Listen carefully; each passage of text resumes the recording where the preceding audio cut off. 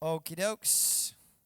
Thank you, Jesus. My brother Mario and my son in the Lord, I thank God for this man and his wife. They have been very faithful and loyal, and we appreciate you. We love you.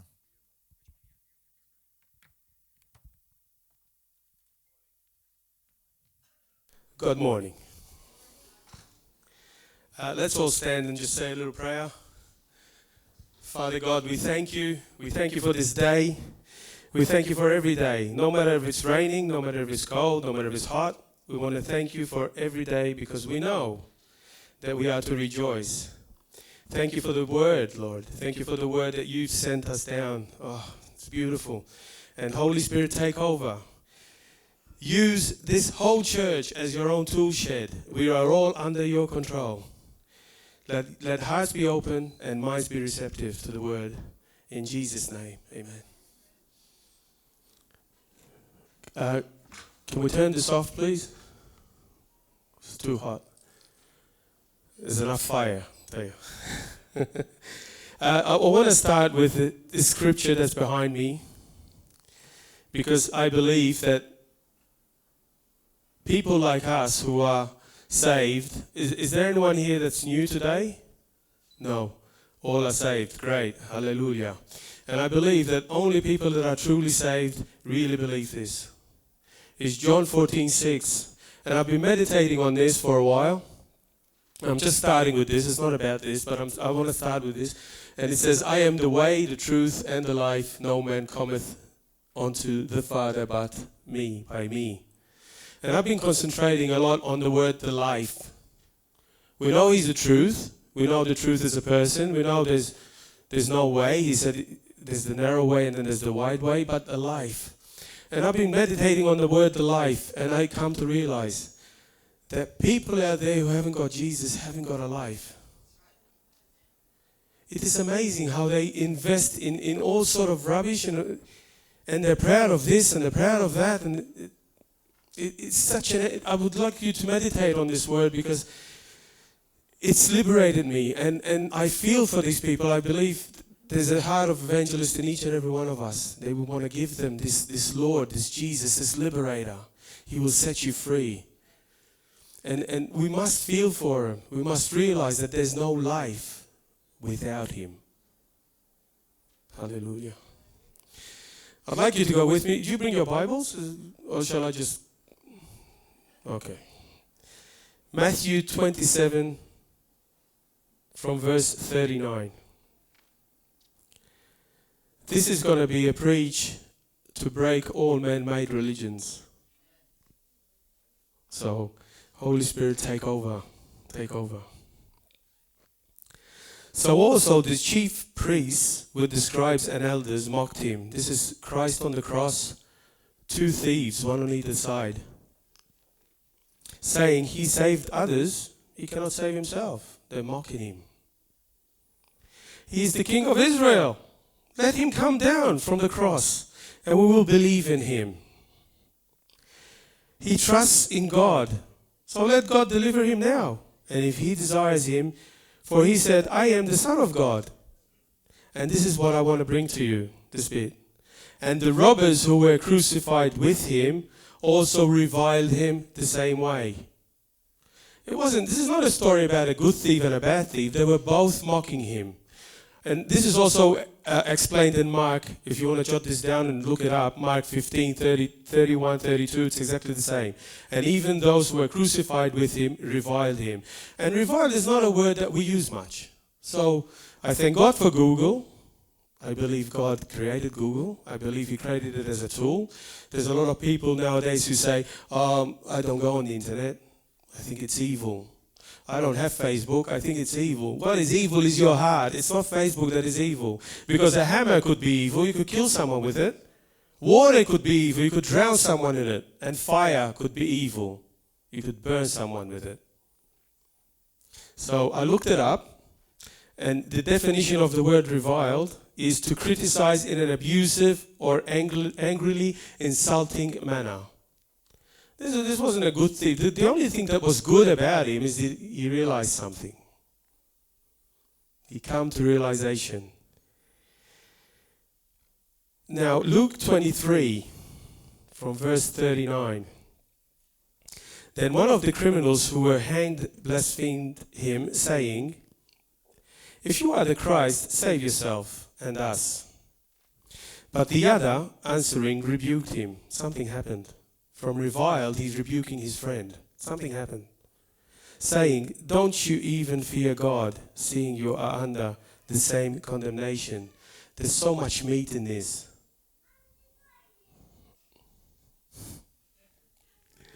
And we indeed justly, for we received the due reward for our deeds. But this man has done nothing wrong. Then he said to Jesus, he turned to Jesus and said, "Lord, remember me when you come into your kingdom." And Jesus said to him, and here it breaks another heap of religion, "Assuredly I say to you, today you will be with me in paradise." What happened that this guy changed his view? He's reviling Jesus with his mate, and then all of a sudden he's telling his mate off. What happened? Something happened. And this is the Holy Spirit working. When you see, this is why people must see us live this. Because he saw something. Most people don't read the Word of God. We have to be the Word that they read. In Luke 32, a bit up from that, verse 32 to 34, there were also two others, criminals, led with him to be put to death. And when they came to the place called Calvary, there they crucified him and the criminals, one on the right and one on the left. Then Jesus said, "Father, forgive them, for they do not know what they do." Yesterday's preach, the pastor mentioned this. We must forgive. And this is what he saw. This is what he saw. You can't forgive without the Holy Spirit. We used to keep all types of, in here, we say in Maltese, it's in here, man. Willkommen. It's in here. I will get you back somehow. Oh, I even used to have to dream. I used to dream revenge. This is how powerful. When you don't forgive, he even gets you in your sleep. I don't dream anymore, this sort of thing. I'm free. I'm free. I want to tell about Jesus, everyone, even the people that hurt me. And I don't feel sorry for him because I believe there's no life without him.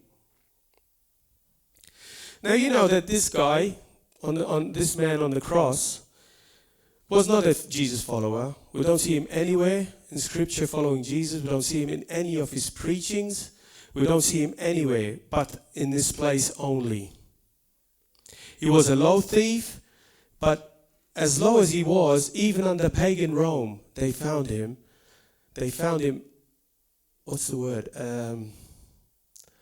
They found him unfit to live in that society and gave him capital punishment. So this guy wasn't a worshipper. This guy who didn't give to charity, he was a thief.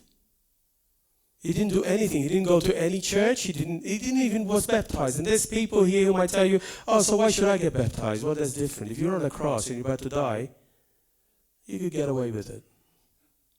And this word has been on my heart for a long time, and I keep a low profile here because I truly believe this is not my place up here. We are so blessed with so many men and women of God in this place. And I keep a low profile. Hopefully the pastor won't see me. I put my jacket on and I'm thinking that maybe it's my invisible jacket and he doesn't see me. But then a message comes. You're doing Sunday. And at first I was going to say no, but there's so many things that happened that sort of came together with this word that I had to say, yes, I will do it. Because there's a message here that I would love very much for you, all of you, to get it. Here is a man who could not do anything to save himself. What good deeds can save you? His hands and feet were nailed to the cross. He couldn't even get down on his knees to act holy. He couldn't do anything. Yet he's in heaven. We know for sure he's there. He could only put his faith in one thing and one thing only. That's why we are people of faith. We believe. No matter what the world says, I put up with this at work every day. Somebody at work has to say something. And I believe that the seed will germinate somewhere. I believe and I declare it. I believe. I humbled myself and I pray for them every day. And God hears your prayers. We are living proof in this church that God hears our prayers. When he said, aren't you afraid of God? Well, that's one thing you can bring up to the door knockers, the Jehovah's Witnesses. Aren't you afraid of God? There's a couple of times, there could be more here, but there's a couple of times I can remember when people called Jesus God. This is one of them, and a bit before Thomas, who we know as the unbeliever, that he didn't believe that Jesus was risen from the dead. And when he brought him and he saw him, he said, "My Lord, my God." And Jesus had something to say about everything. Yet when these two people called him God, he said nothing. So when the people come knocking on your door that don't believe that Jesus is God, you can talk to them about this. You go and look at Jesus' words, he had something about everything. It's amazing how much his words were fulfilling to life on how we should live. For he said, this is Luke 23:40. And I looked this up in the Aramaic Bible, is that how you say it? Aramaic Bible, in plain English. And his companion rebuked him, and he said to him, "Are you not even afraid of God? For you are also in condemnation with him." Ooh, there's another one here. And I want you to pray today. If you are here and you are not saved, pray that God will reveal to you that if you are not saved, you are under condemnation. You are under the wrath of God. You are storing the wrath of God. See, the problem is here, he realized he's under condemnation. He was desperate. And he looked to Jesus and he asked him to save him. The problem with today's society is that people don't think they're desperate. People think they're good.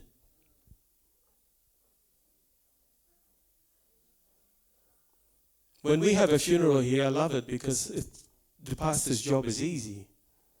We are celebrating. The funeral is for the people who are here. But when there's a funeral in traditional religion, I think, oh, it's a hard job. Because he's trying to convince people he is good, he was a good man, and most of the people know he wasn't a good man, and he's saying he was a good man. It's the hardest job. The hardest job I had to do here in Malta was courier.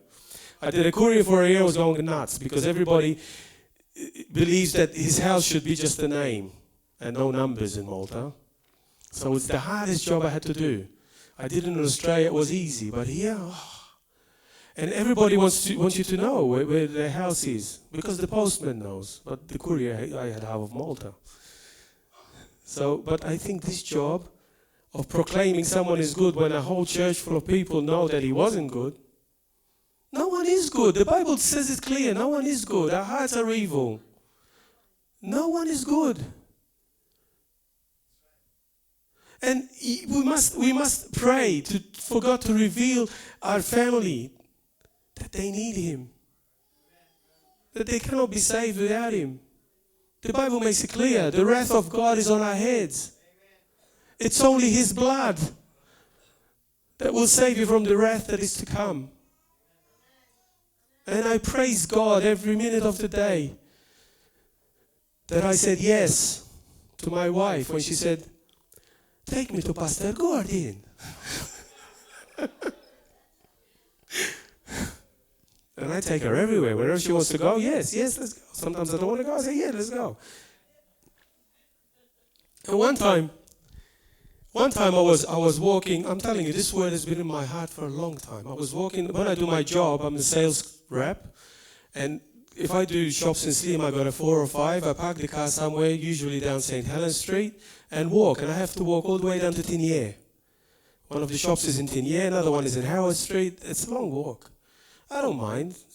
I don't mind. I pray in tongues while I'm walking.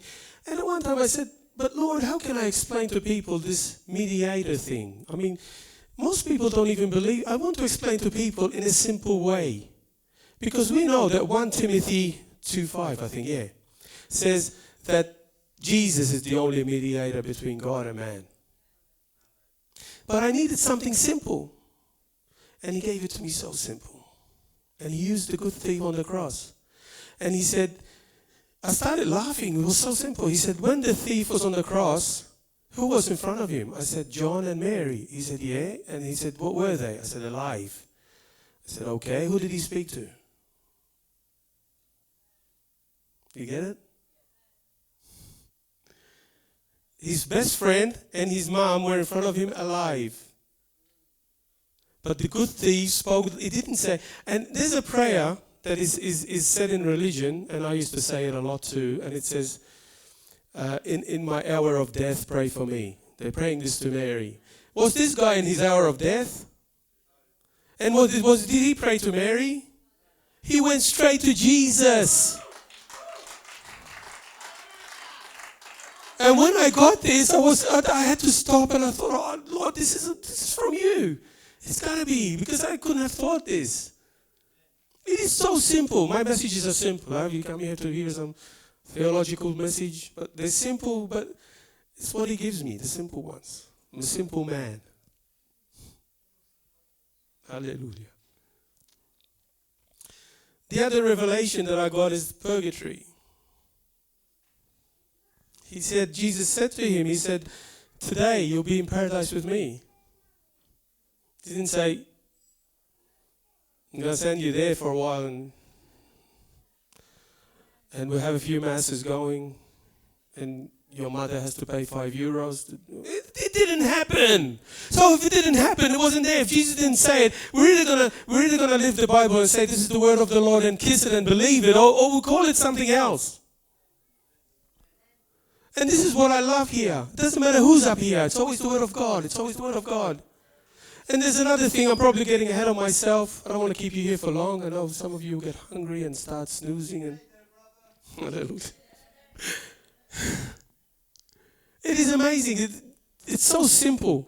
I looked up on the internet about this guy. Because obviously you have to do some research. And a lot of it came from traditional religion.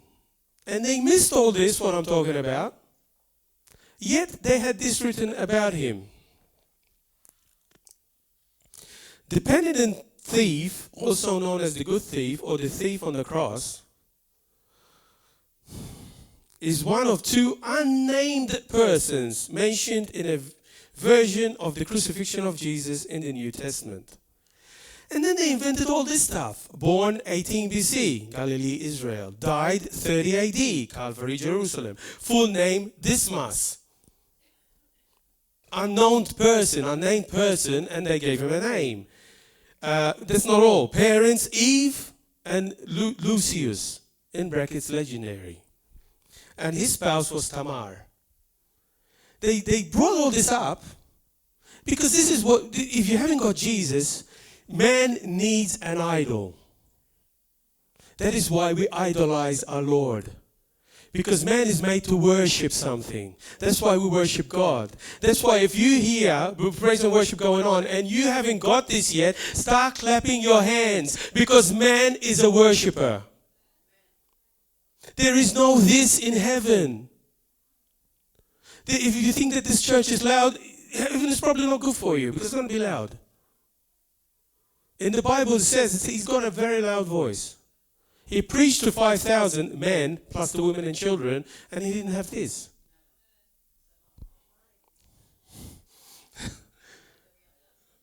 So if you think the pastor screams,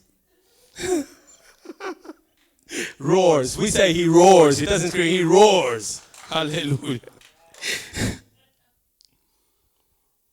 They invented many things to I don't know what it is here, but stick to the Word, and the Holy Spirit will reveal stuff to you from the Word. From the Word. What I'm going to tell you is all from the Word. And all this that I saw yesterday, I'm thinking, Lord, help us. We need you. We need more of you. Have mercy on the lost. If you're about to come, Lord, it's not enough. And I want to say that, Lord, you came, and people love you. We're not at a stage where Isaiah said, there's no one but me. And then the Lord showed him, 700. That's in Scripture too. No, I believe there's people who truly love God, and this church is one of them. Give him praise. Give him praise. Hallelujah. He's worthy of praise. Come on, give him praise. Come on. Give him praise. That's it. Come on. This was a man who was desperate. He was dying without hope. And if you think that you are good, I'm going to give you an example. Recently, I got a traffic ticket. And in Malta, you have it like a tribunal. You can write a letter, and you can tell them why you shouldn't have got that ticket. And if what you say is according to the law, 60% are forgiven. But you can't go and tell them of how much of a good driver you are. You can't tell them, oh, look, I always park good. This time I parked bad. No, because there's a fine that needs to be paid. And there's a fine for sin because God is holy, holy, holy. I wish I could do this like Pastor Sophocles. Oh, so much passion, man. And about Tom Brown, don't miss it. Because people that miss Pastor Sophocles, they're kicking themselves today. Don't miss it. Don't miss it. Be here. We're going to be away. We're going to be at Marfa because we booked a weekend away. And I just told Winnie, either we cancel it or we make it. I'm not going to miss this.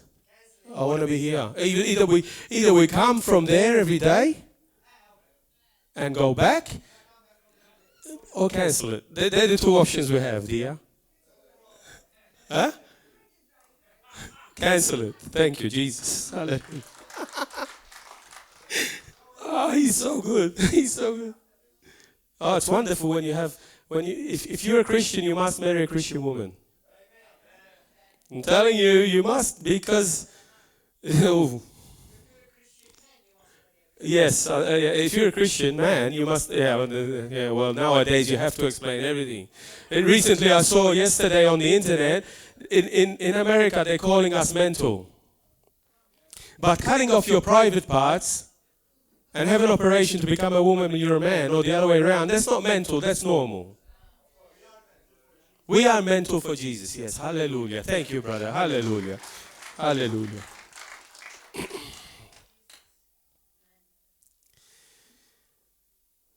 Oh man, he paid it with his blood.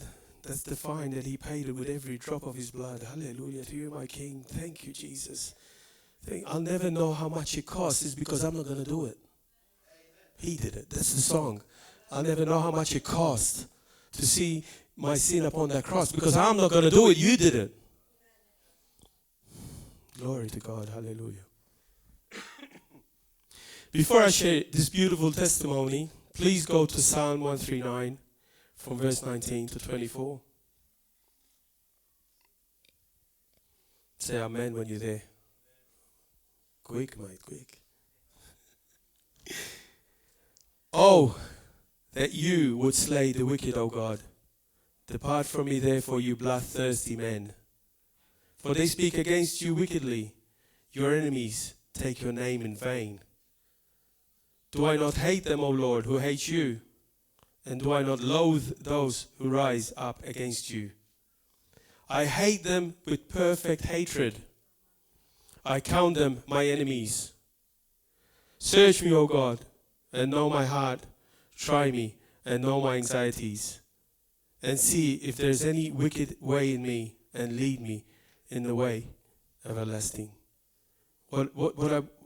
Verse 22, I hate them with perfect hatred. I count them as your enemies. I count most of my family as God's enemies and my enemies. And therefore, as Jesus said, you must pray for them. You must bless them. And God hears our prayers. About 2 years ago, my mother had an operation where they opened up. She had a bleeding in her stomach. She's old. 2 years ago, she was 78. She's 80 now. She's on her deathbed today.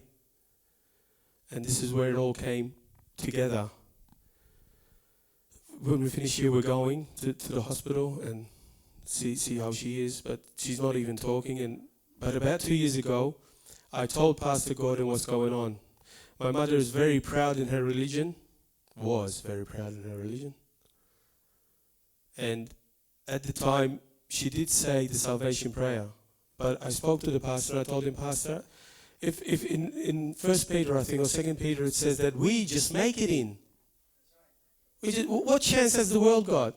And I knew that if she comes good, and we prayed for healing and she was healed, that she's going to miss out because she's going to go back to her being proud. And God resists the proud. Loves the humble, but he resists the proud.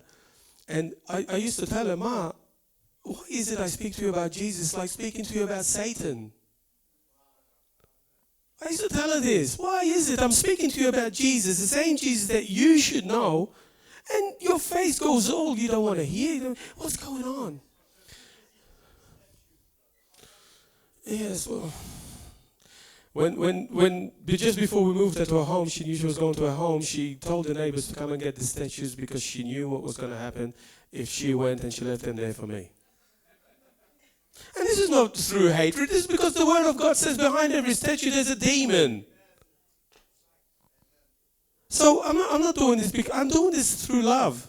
And I rang the pastor that day and I told him what's going on and what my fears are. And he said, I'm going to pray and you agree with me in unity. This was all over the phone. And he prayed that my mother will not pass away without me next to her, and she will give her life to the Lord. My mother hasn't spoken for about 5 days. She hasn't said a word. And the last words she said was, Jesus saved me.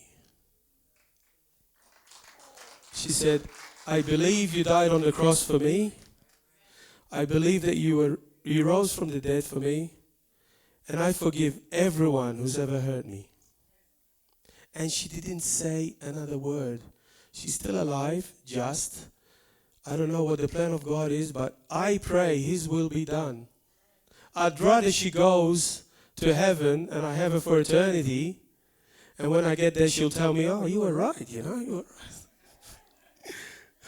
Then have her here and be lost. And this is the love that I have. I mean, I've given my sons to the Lord. Save him, Lord. Save him. I declare him saved. I declare your blood upon him in Jesus' name. He will find a way. If he found a way to Moses and opened up the ocean, he will find a way for your children. If you humble yourself, get down on your knees and pray and humble yourself, he will hear you from heaven. And he will heal your land. That's a promise. Hallelujah. I remember in the faith conference, there was a preaching by Beverly. I loved it. She had this revelation and it stuck with me. It was when Peter, I love Peter. I don't know, foot in the mouth Peter. He's always ready with a word. I was like Peter for a long time. It was boom, boom, and then get rebuked and then, I gotta fix that. But at the time when Peter walked on the water and he doubted and he started sinking. And the word says, the words were, Jesus immediately Jesus stretched out his hands and caught him. He didn't speak first and say, oh, why did you doubt me? No, he said that later. But the thing that Jesus does is immediately he's going to save you. And with this guy on the cross, it was the same thing. There was no words between, Lord, save me, and today you'll be in paradise with me. There was nothing. There was no rebuke. There was no, oh, now you're coming with the praise the Lord. Oh, now, where are your good deeds? No, Jesus is mighty to save. Hallelujah to the Lord. Hallelujah. Hallelujah. It's hard to simplify life. Narrow the focus seems impossible. Over this past year, you may have been asked hundreds of times, how's it going? How's it going? Your response was probably something like, I've been so busy. Everyone is busy. I tell my wife, I say, how come my dad never had this much to do? So busy. You never hear anyone say, I've had so much time on my hands and I'm looking for something new to do. That person does not exist. The phrase one thing is mentioned 5 times in the New Testament and I found one in the Psalms. It's Psalm 27, verse 4. This is the focus.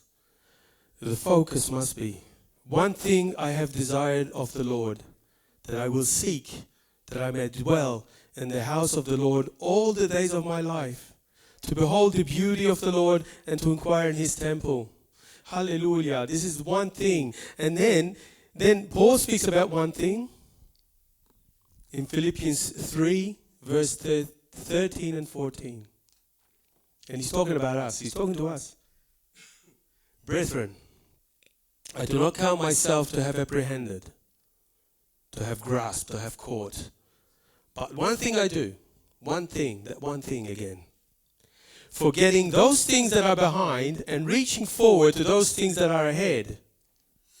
This is what the good thief did. He forgot behind and he looked forward. And forward is the Lord.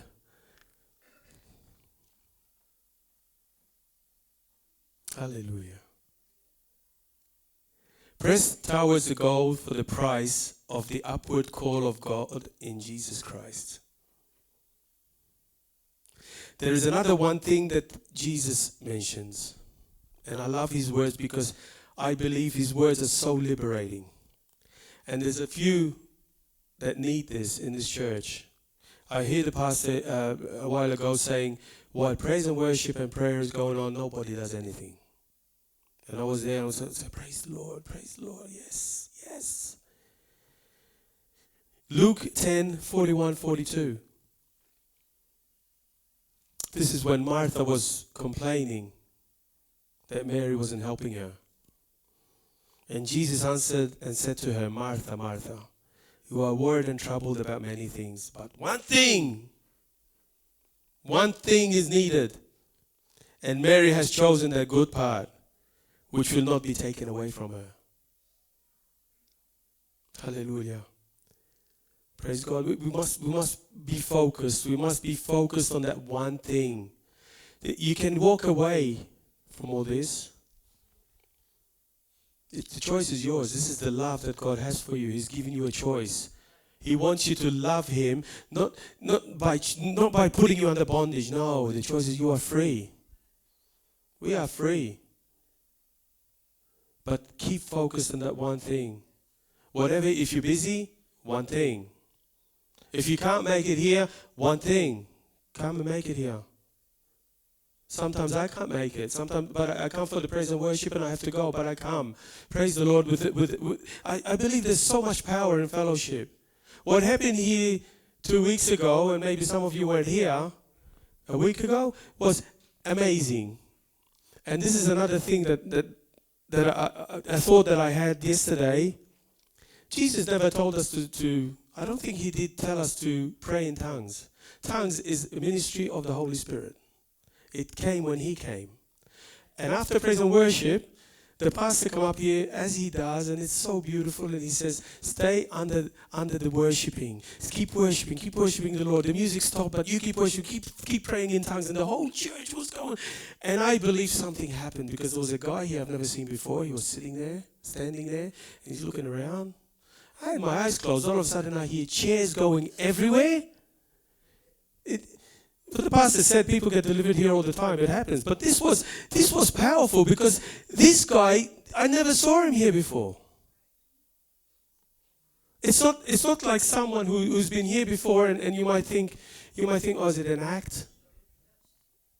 Is it an act? Is he putting this on because he knows the cameras are on? No, and the pastor just said, leave now in Jesus' name. And when he got up, his face looked different. And the pastor said, what do you have to say for yourself? And he said, Jesus is my Lord.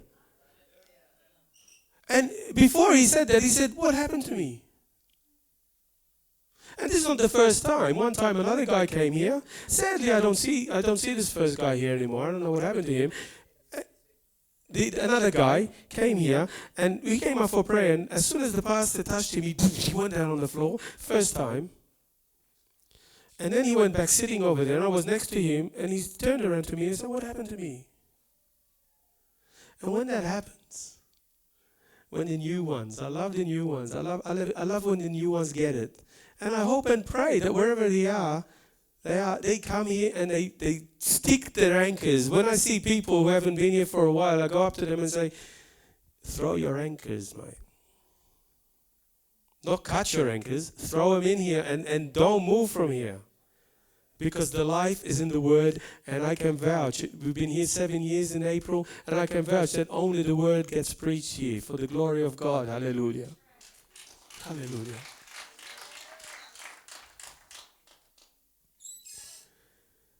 There's another revelation that came to me. I will finish soon. There's another revelation that came to me. Both thieves were there.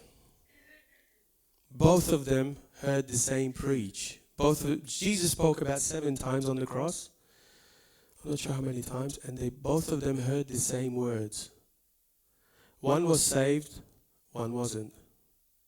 Are you here and the word is bouncing off your heart because your heart is closed? Because this happens in our churches. People say, oh, great preaching, brother, I loved it.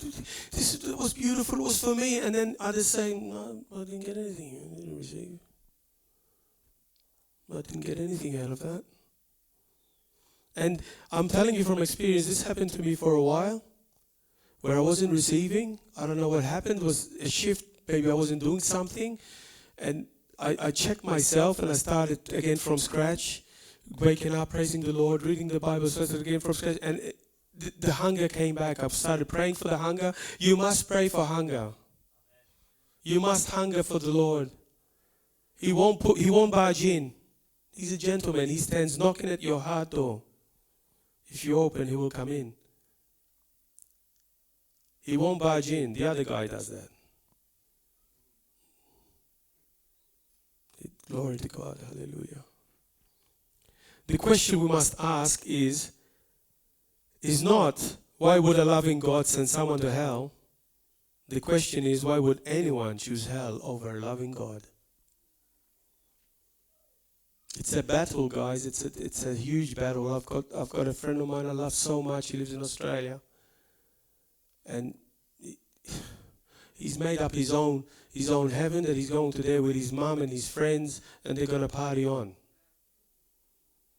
Man can create. We were made in his image. If God can create, in our imagination, we can create whatever we want. But that God that you create is you. It's not the real one. That God that you create will not send you to hell because he doesn't exist. That God is you. And I've been trying to tell him, and I've been so loving to him, and just hopefully some word somewhere. Because people are afraid some of them are afraid that if they come to admit that only Jesus is the way, what happened to our relatives that died? And what I say is, let the dead bury the dead. You are alive, make a choice today for Jesus. You don't know what your mother did. Maybe before she died, she said, Jesus, save me. That's all it took, this guy. You don't know, and you end up in hell because you think your mother's not in heaven.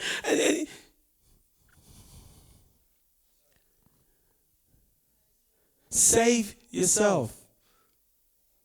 Nobody, I said this once, and it blessed a lot of people, and people still mention it to me, and I'm going to say it again. No one will be in hell without knowing why he's there. They all know why. Today, there's no excuse. If the apostles had what we have today, how long do you reckon a letter would have taken? There's a new movie coming out of St. Paul. And there's another one I found this morning. It's going to be the greatest movie ever made. It's the sequel of The Passion. It's called The Resurrection. Mel Gibson is working on it with the guy who made Heaven is for Real. And when I hear people who made Christian movies, I know it's going to be biblical. And the guy who played Jesus, he said it's going to be a great production. It's going to go through what happened in the 3 days that he was in the tomb. All biblical. I found it this morning. I posted it on my page, and I thank God for these people. There's so many. This one of Paul. I'd love to organize the church and go and see it together, like we did with Heaven is for Real. It was God's Not Dead. We went to see God's Not Dead together. It was fantastic. So please remember, it's the same preach that they heard. I believe that this is such a blessed church. I could see, because sometimes I'm at the back doing translation, and I could see the whole church, and I could see that 99.9% are paying full attention. That is such a blessing. And they're just focused on what's being said, and I think, thank you, God. Thank you for such a blessed church. Thank you that you've planted me here. And don't take this for granted. I met my friend here, first time here from South Africa, and I was telling him that we meet here every day for prayer. And every time we go away, we look up at church where we can go and worship with brethren, body of Christ of that place. And there's none of them that open every day for prayer. I haven't found one. I don't know, maybe there is, but I haven't found one yet that opens every day for prayer. And here we're open every day. Don't take this for granted. Not everybody has this. Majority don't have this. Thank you for the man of God that you sent us, Lord. Bless him. Now, if I ask you today, are you saved? What are you going to tell me? You're going to tell me, yes. You're going to tell me, I don't know. You're going to tell me, for the people watching here, are you going to tell me that as they tell me a lot, I go to church, or as they say, oh, God will decide when I face him. What? Where'd you get that from? If I tell you today, are you saved, and you have any doubt, make sure that you're saved today before you walk out of here. And the way you do this is simple. God made it so simple. Sometimes it's unbelievably simple. He is the way, the truth, and the life. It is that simple. The good deeds that we do is to give him the glory. When the Bible says without holiness nobody sees the Lord, that's not the works that we do to gain heaven. That's the works that we do that people will see him in us. This is not a work-based religion. No, he did all the work. Amen. Hallelujah. We only do it so people see the light. See the light and come to the light. I know that there's many things that are happening out there, evil things. And I know they have to happen. It is written that they have to happen. But don't go thinking that we can't do certain things. I thought I turned it off. We can't do certain things because we're in end times. Oh, these things have to happen. Oh, why do you go and make a big fuss? So these things have to happen. But what about the ones who are looking for the light? That's who we're after.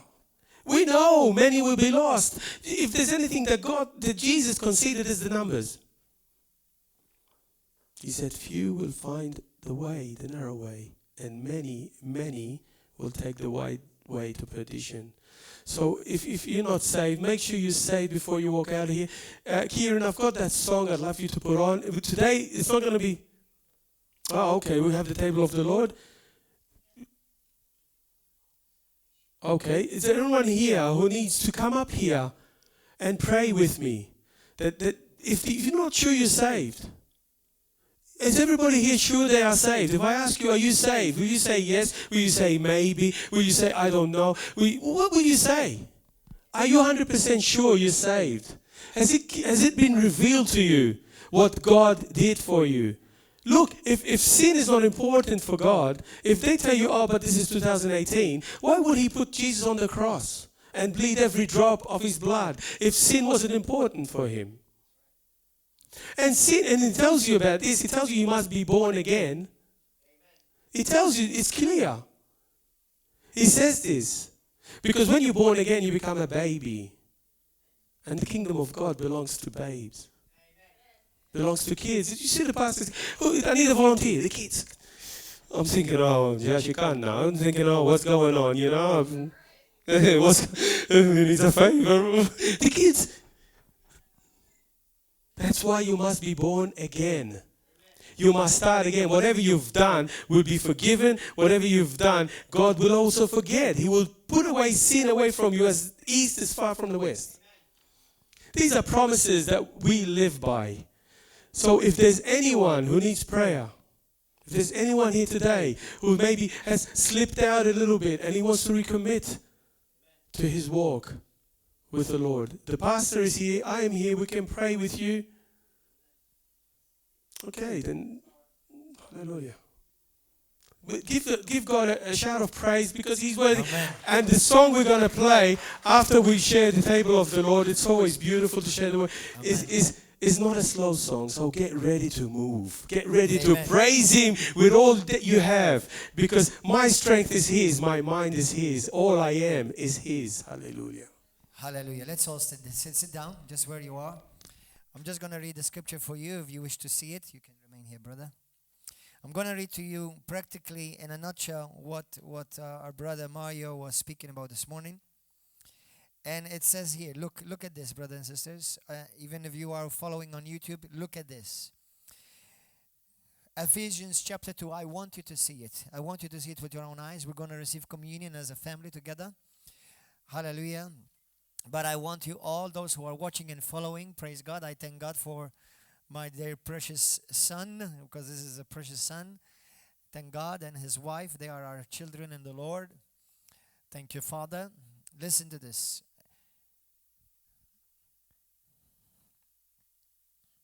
I'm going to read it to you in the New Living Translation. Since I think most of you have, maybe I'll read it in New King James anyway, it's the same thing. But listen to this. It says, for by grace, Ephesians chapter 2, verse 8 and 9. I want you to see this. Because when I gave my life to the Lord, it was in June of 1995. I was dancing with Houston Ballet back then. And I was religious. I was brought up religious. As I shared with you a couple of weeks ago, my testimony. I used to attend Mass every Sunday. I loved God in ignorance, but I loved God. But I thought I would be either going to hell or possibly make it to purgatory. And we know, I mean, with all due respect to our, other people of other different beliefs, the scripture says nothing about purgatory. Nothing, zero, not one word, not one concept, not one idea, nothing, zero. It's very clear. Jesus makes it very clear. It's hell or it's heaven. And hell is as clear, is as close to you, or heaven is as close to you as one choice. That's it. You're just one choice away from hell or away from heaven. That's it. The rest is growing in the Lord. The rest is maturing in the faith. But listen to this. I want you to see it with your own eyes, because when I gave my life to the Lord on the 1st June of 1995, I mean, this scripture so radically changed me that the next day I went and I started sharing the scripture with all the people in the ballet company. Literally.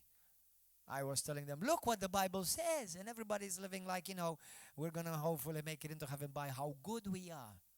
And the Bible says that we're all sinners. Nobody's good. No, do you know? I know maybe your mama told you you're a good baby or you're a good son or you're good that. Well, God's good is a different standard from our good. But listen to what the Bible says. Ephesians chapter 2, verse 8 and 9. And this is just to complement what our dear brother spoke, as I believe inspired by the Holy Spirit even this morning, and to all those watching. For by grace you have been saved through faith. Now grace means it's God's supernatural ability, not your ability. Grace means is the favor of God. Grace means it's a gift. It's something that you do not deserve. It's unmerited, unearned, undeserved favor. Okay? So, let me amplify it for you. For by the unmerited, undeserved, unearned favor of God, you have been saved. Through faith. This by believing. Believing what? Believing the gospel. Believing in Jesus Christ. And this not of yourselves. It is the gift of God. If it's a gift, then you cannot earn it. Otherwise, it's no longer a gift. If I earn something, it becomes a reward. Heaven is not a reward. Heaven is a gift. Amen. The Bible says that abundantly clear if you read Romans chapter 3 and chapter 4. not of works, lest anyone should boast. Nobody's gonna go before God and says, I'm good. I've built I built a church, or I built an orphanage, or I gave gifts, I gave money to Estrina, or whatever. Nobody's gonna go before God and boast about how good they are. For we are, and so what is he saying? That it's a choice. That's why we all know how many saviors are there in the world. How many saviors are in the world? Think about this. How many saviors are there in the world? How many? One. Saviors. How many saviors are there in the world? One. That excludes me and you. If there's only one savior, that means if I think I can save myself, then that would make us two saviors. Then if most Christians, even Catholics and Protestants and whatever, they know that Jesus Christ is the only savior. They know that the Bible says that. Then why are many people preaching from pulpits that you can go to heaven by being a good man? You are making God a liar. You are a liar. You are a false teacher. You are a false prophet.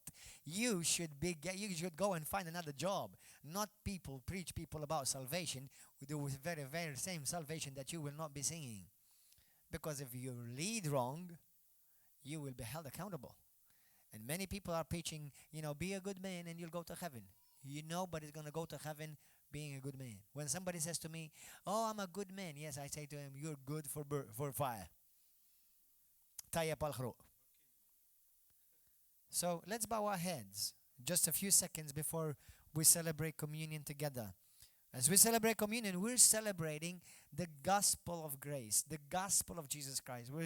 Let's think about it. Just reflect a few seconds.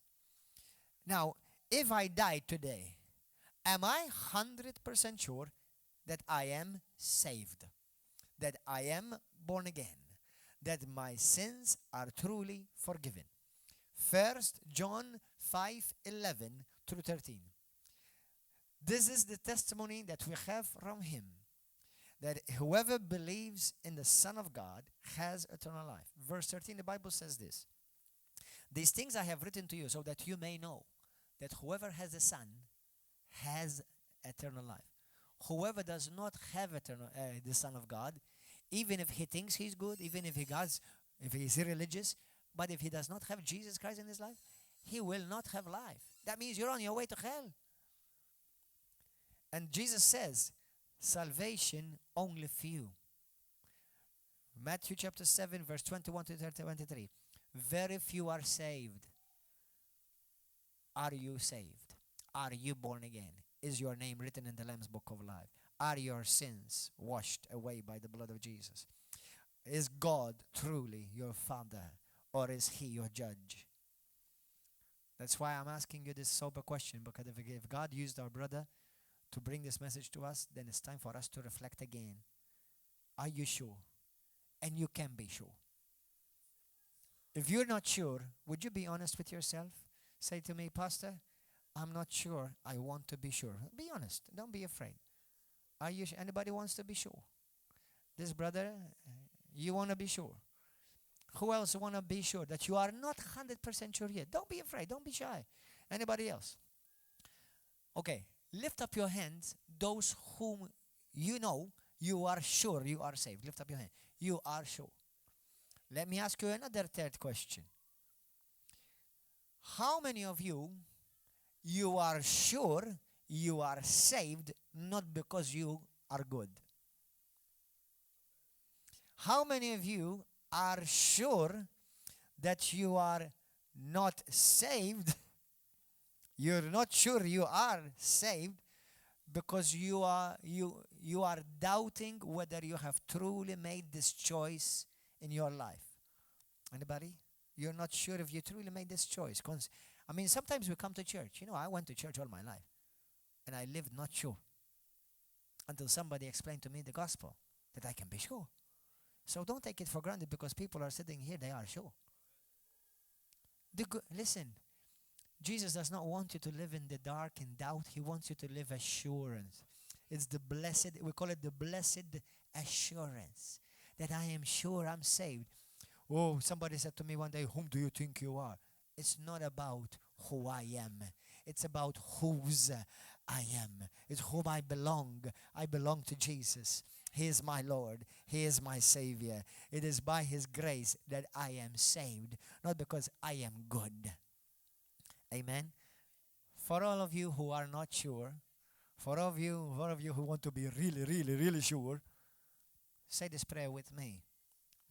Close your eyes. Say it. The Bible says if we confess with our mouth that Jesus Christ is Lord, believe with our heart that God raised Him from the dead, you will be saved. For sure. This is not my word. This is God's word. Say this from your heart. Forget about everything and about everyone. Say it from your heart. Say, Father God. Say it loud enough you can hear yourself. Say, Father God, you sent your Son Jesus into this world to be a light, to be the light of the world. You haven't sent Him so that I may still live in darkness, in doubt, in fear, but you've sent your Son Jesus so that I can live in assurance and know that I am your Son and know that you are my Father. Lord, your word says it's by grace that I am saved, not by my works, because salvation is a gift from you. Now, Lord, I want to be sure today. I want to be sure that I am saved, forgiven of my sins, truly born again by your Holy Spirit. Jesus, I confess you from my mouth, and I believe from my heart that you are the Son of the living God. You truly died